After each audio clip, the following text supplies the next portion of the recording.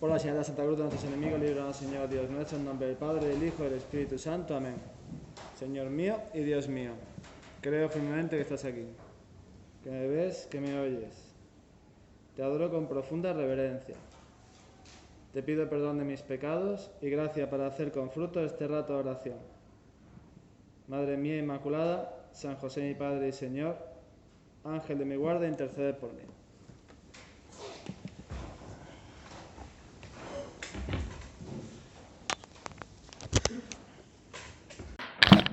Saludos a los que ven esto por internet. Y también podemos aprovechar para rezar por ellos, ¿no? Los que están en su casa aburridos jugando a Play todo el día o con coronavirus, que hay algunos con coronavirus en casa. Y le pedimos también ayuda al Señor porque acabamos de comer y tenemos sueño, aunque seguramente el Señor esté contento de este pequeño sacrificio que hacemos de no estar ahora en el patio dando pelotazos, sino estando aquí intentando estar en su compañía, contarle alguna cosa, aprender a tratarle en definitiva. Y hoy es un día que es un santo que se llama Santo Tomás de Aquino, a lo mejor te suena. Yo sé que hay muchos santos en el santoral y que si empezamos a hablar de todos, esto es un no parar. Pero a mí este santo me da especial devoción, porque es un santo que es un gran regalo para la Iglesia. Bueno, como todos, no todos los santos son un gran regalo para la Iglesia, pero este hombre ha hecho aportaciones fantásticas para la doctrina cristiana, para el pensamiento cristiano. Que eso, bueno, imagínate que este hombre nació en el siglo XIII, no sé si sabes de alguien que haya nacido en el siglo XIII. Seguro que conoces a Jaime el Conquistador, ¿no? ¿Te suena?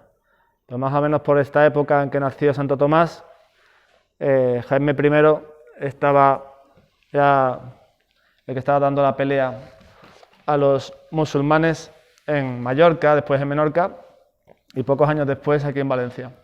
O sea, para que te hagas cargo de la época. Y dentro de unos siglos, no sé tú de quién puedes imaginar que se hable en el año 2800. Imagínate a alguien de ahora de que se siga hablando dentro de 800 años. Como estamos ahora nosotros hablando de Santo Tomás de Aquino. Pues seguramente no sea Messi, ¿verdad? De Messi no se hablará. O sea, el fútbol no existirá. ¿Sabes qué deporte se hacía en el año 1200? Yo tampoco. No le interesa a nadie, ¿verdad? Es una cosa que le da igual a todo el mundo. O sea, el 3-0 dentro de 800 años no le interesará a nadie. O sea, no os preocupéis demasiado porque no va a pasar a la historia. Bueno, pasar a la historia los últimos 2 años, 3 años, ¿verdad? Ya está. O sea, es que eso... Pues no sé, Trump no, nadie se acordará de Trump, ni de... O sea, es una cosa anecdótica. Solamente los grandísimos personajes pasan a la historia tanto tiempo. Y uno de ellos es Tomás de Aquino. Pues vamos a contar alguna anécdota, no vamos a entrar en su doctrina, ¿verdad? En cómo ha influido en la doctrina cristiana, que es una cosa impresionante, pero demasiado para esta hora, nos quedaríamos todos dormidos, incluido yo. Pero a lo mejor su vida nos puede interesar, porque si este hombre profundiza tanto en la doctrina cristiana, en cómo es Dios, es porque amaba profundamente a Dios. Eran dos cosas que en su vida se compenetraban. Su amor a Dios le hacía profundizar en el conocimiento de Dios y a la vez el conocimiento de Dios hacía que le quisiera más. Eso pasa, ¿no? Cuanto más conoces a una persona, más la quieres. Si esa persona es amable, claro. Si una persona que no conoces bien, ¿no? Has visto de refilón a una chica, piensas que te has enamorado, después la conoces mejor y ves que es más fea que, no voy a enseñar a nadie, pues entonces ya dejas de enamorarte. Pero si es amable, pues mientras más lo conoces, más lo amas. Y a Santo Tomás le pasaba eso, en todos los santos le ha pasado. Mientras más lo conoces a Dios, porque Dios es absolutamente amable, más lo amas. Y si a veces pensamos que amamos poco a Dios, a lo mejor lo que podemos hacer primero es, vamos a conocerle más. Vamos a ser constantes en ese trato diario en la oración para conocerle más. Bueno, pues Santo Tomás nació en 1225 en una familia noble en Italia, en un sitio que se llama Rocaseca, en el castillo de Rocaseca, que está, si tú tiras una línea entre Roma y Nápoles, pues a mitad camino más o menos. Y a los 5 años se fue a estudiar a una abadía cercana, una abadía benedictina, porque su tío era el abad de la abadía, y se fue allí a estudiar la educación primaria, los primeros elementos, y estuvo allí bastante tiempo, estuvo 9 años, hasta los 14 años, la abadía de Montecassino, que es una abadía preciosa. Ahora está reconstruida porque Montecassino está en un montecito desde que se domina todo el valle por el que uno tiene que pasar si quiere ir de Nápoles a Roma. Y claro, en la Segunda Guerra Mundial los aliados desembarcaron en Nápoles y tenían que ir a Roma y pasar por debajo de esa abadía. Y en la abadía estaban los alemanes que querían impedir el paso de los aliados y claro, ahí se montó la grande.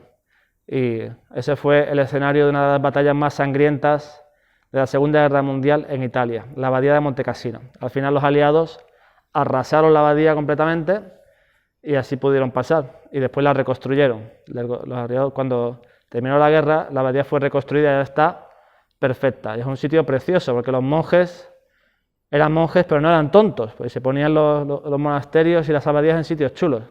Montecassino era es un sitio muy chulo. Pues ahí estudió este hombre, después se fue a Nápoles a seguir su instrucción y allí descubrió su vocación, pero no a benedictino,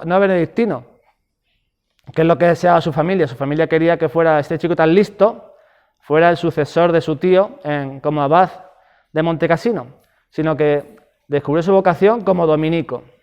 Los dominicos son una orden mendicante, o sea que viven de la limosna, llevan un hábito blanco, no sé si os suena, con la capa negra, y claro, para la familia eso era como una especie de vergüenza que su hijo, su hermano, fuera mendicante.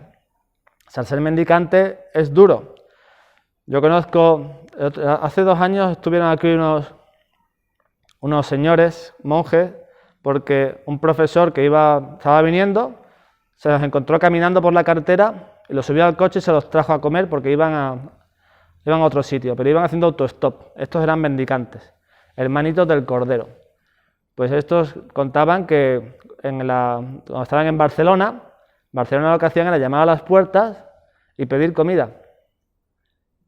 Así se metían en un autobús, se bajaban en cualquier parada, iban de puerta en puerta pidiendo comida para comer ellos. Y si nadie les daba, pues se iban a los comedores de Cáritas a hacer fila con los pobres y hacían amistad con los pobres. Bueno, eso es un mendicante.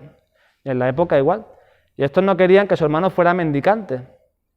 Y Santo Tomás sí quería hacerlo porque había visto que eso es lo que Dios quería de él. No quería que fuera benedictino ni casarse, que podían ser cosas muy bonitas para otros, pero no para él.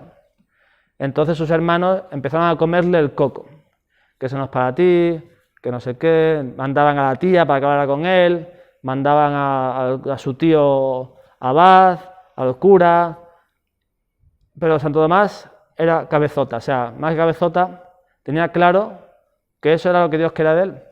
Y llegó el punto, fijaos cómo estaba la cosa, cuando Santo Tomás quería ir a Roma a recibir la instrucción como novicio dominico, pues sus hermanos se enteraron y lo raptaron.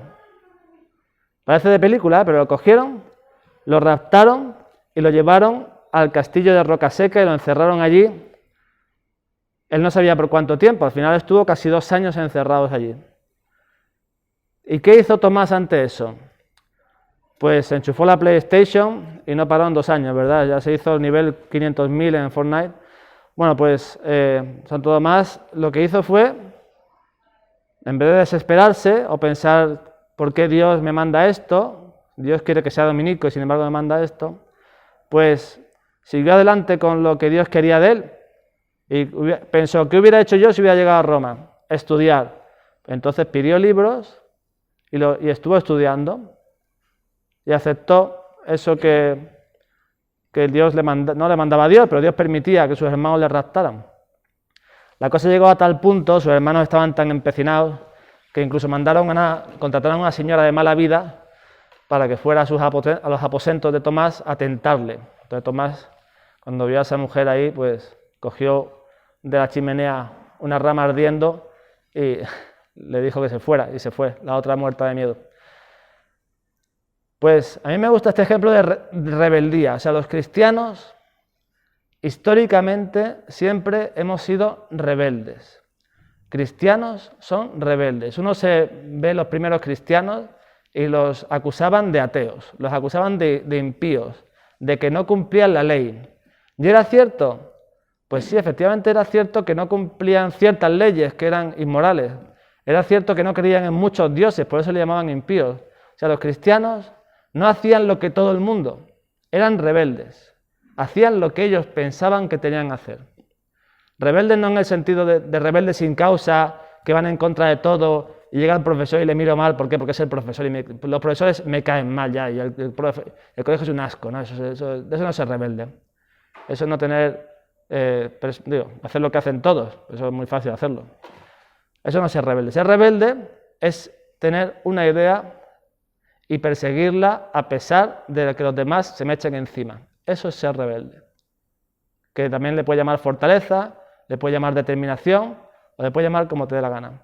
A mí me gusta que eso es una cierta rebeldía. Rebeldía ante la ley, incluso si la ley me obliga a hacer cosas que yo no quiero, pues rebeldía. Porque lo primero es lo que Dios quiere de mí. Nadie me puede obligar legítimamente a hacer lo contrario a lo que Dios quiere de mí. Eso Santo Tomás lo tenía muy claro. Y por eso, ante sus padres, ante sus hermanos, ante el abad del monasterio en el que había estudiado, ¿vosotros queréis esto de mí? Pues yo no. Vosotros haced lo que queráis, yo voy a hacer lo que me dé la gana. Porque lo que a mí me da la gana es hacer lo que Dios quiere. Y eso está por encima de todo lo que podáis pensar vosotros. Cuando le preguntaron a Santo Tomás, su hermana una vez le preguntó, ¿qué hace falta para ser santo? Santo Tomás no dudó. Hace falta querer, ya con que quieras. Pues él quería, ¿no? Él quería hacer lo que Dios le pedía y eso pues le hizo que cuando ya sus hermanos se desesperaran y le dejaran escaparse, más o menos la vigilancia la relajaron un poco y consiguió escaparse en un canasto. Eso lo hizo joven porque ya mayorcito, ya conocéis que Santo Tomás se dice que su mesa de trabajo tenía un corte delante porque digamos que había aprovechado muy bien, la comida le aprovechaba mucho, ¿no? El tío se expandía en sus carnes un poquito, o sea, estaba bastante grueso con el paso de los años. Pero de joven sí que lo pudieron hacer escapar en un canasto. Bueno, era un tipo extremadamente listo. Imagínate que si era listo, bueno, cuando era joven, estaba estudiando en la universidad, le llamaban el buey mudo, porque hablaba poco. Y la gente se metía con él diciéndole eso, era su mote. Hasta que el profesor, uno de sus profesores, que se llama Alberto Magno, quizá te suena, le dijo a sus compañeros, bueno, le llamáis el buey mudo, pero este buey, como decía, este buey dará unos gritos que se escucharán en todo el mundo. Llenará un día con sus mugidos el mundo entero, dijo San Alberto Magno, y es verdad. Bueno, era tan listo este hombre que dictaba a varios amanuenses, él no escribía, tenía una letra malísima, y además eso le hubiera hecho perder mucho tiempo. Tú coges la bibliografía de Santo Tomás de Aquino y te ocupa la pared entera, vamos. El tío dictaba, pero no dictaba a uno, dictaba a 2, 3 o 4. Imagínate dictarle a uno, no dictarle el diario de Greg, sino dictarle un libro sobre metafísica a uno, a otro los comentarios a la ética de Nicómaco y a otro sobre cómo funciona la libertad en el alma humana. O sea, son conceptos difíciles, pues empezaba con uno, cuando el otro ya estaba escribiendo a toda velocidad, empezaba con otro. Es un prodigio, un fuera de serie. Pero sobre todo, trabajaba. O sea, no se conformaba con el mínimo, trabajaba bastante, trabajaba bien. Y tenía un gran corazón. Sus secretarios, se conoce muy bien, por ejemplo, uno de sus secretarios, uno de sus amanuenses, Reginaldo de Piperno, pues era uno de sus mejores amigos. Y Benedicto XVI, comentando eso, dice que esta es una característica de los santos. Cultivan la amistad. Cultivan la amistad. Pero Santo Tomás de Aquino no es santo por ser muy listo.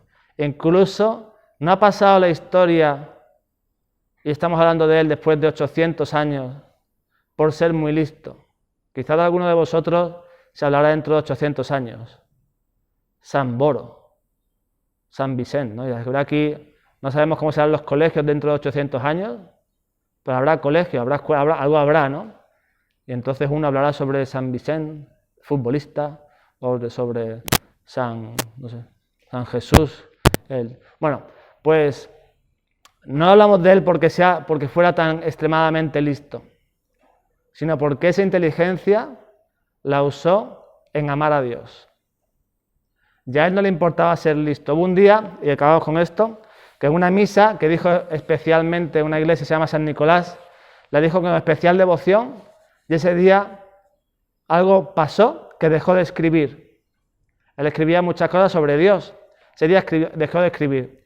Pasó el tiempo, se quedó sin escribir, le preguntaron: Tomás, ¿por qué no terminas esta obra de teología que has dejado a mitad? Y él dijo: después de lo que me ha pasado en San Nicolás, no puedo seguir escribiendo de Dios. Todo lo que he escrito es nada comparado con la belleza de Dios. Pues por eso hablamos de él aquí, no porque fuera tan listo, sino porque nos ha dado un reflejo mínimo de lo que él amaba a Dios. Y ese reflejo mínimo de lo que él amaba a Dios nosotros nos puede iluminar nuestra inteligencia, si es que leemos algún día Santo Tomás, que os lo recomiendo. Pues le pedimos a él, el día de su santo, digamos, el día que celebramos su fiesta, su memoria, que aprendamos de él primero la determinación en seguir a Cristo y después en esa determinación no solamente de seguirlo, sino de amarlo. Te doy gracias, Dios mío, por los buenos propósitos, afectos e inspiraciones que me has comunicado en esta meditación. Te pido ayuda para ponerlos por obra. Madre mía Inmaculada, San José mi Padre y Señor, Ángel de mi guarda, intercede por mí.